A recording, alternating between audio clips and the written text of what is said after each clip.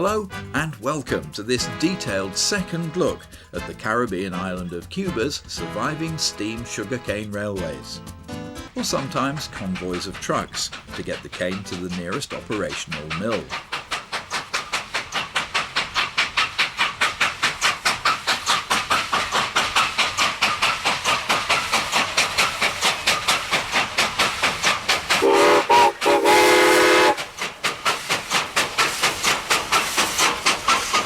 About 75 kilometers west of Havana are the two centrales or mills of Augusto Cesar Sandino and Pablo de la Torriente Brau.